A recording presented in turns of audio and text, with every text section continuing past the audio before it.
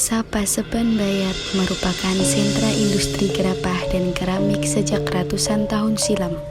Para pengrajin membuat gerabah menggunakan cara tradisional, yaitu teknik putaran miring dan sering disebut dengan gerabah bayat.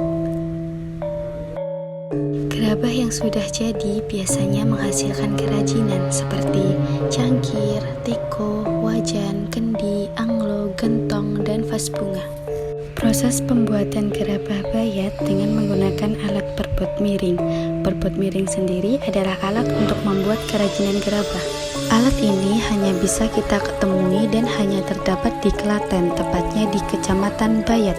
Teknik putaran miring dalam pembuatan gerabah dengan menggunakan roda putar datar sebenarnya banyak dijumpai di berbagai daerah. Tetapi bila meneliti langsung produksi gerabah bayat, Anda akan menemui hal yang sedikit berbeda dari biasanya. Roda putar yang mereka gunakan tidak datar atau horizontal, melainkan dimiringkan beberapa derajat ke depan sehingga teknik pembuatannya disebut teknik putaran miring.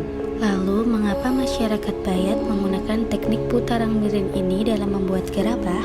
Ketua Desa Wisata Gerabah Malikan Sumilih, teknik ini digunakan dikarenakan dahulu banyak pengrajin gerabah berasal dari kaum perempuan, di mana perempuan zaman dahulu masih memakai pakaian adat Jawa, yaitu dengan menggunakan kebaya dan kain jarik. Untuk menjaga kesopanan, para perempuan ini menggunakan teknik putaran miring yang mengharuskan mereka duduk miring. Dengan posisi miring seperti itu, mereka menjaga etika kesopanan dengan tidak membuka paha ketika bekerja.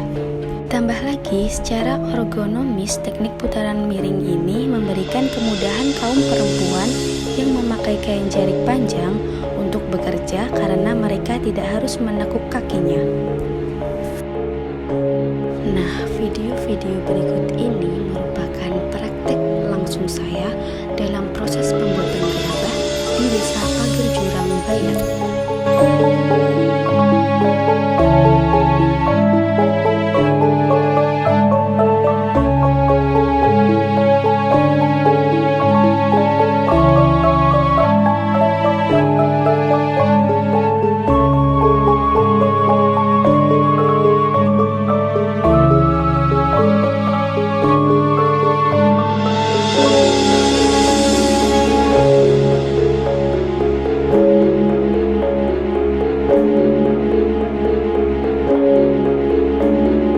Video ini merupakan hasil pembuatan gerabah dari beberapa wisatawan yang melakukan praktek langsung di desa tersebut.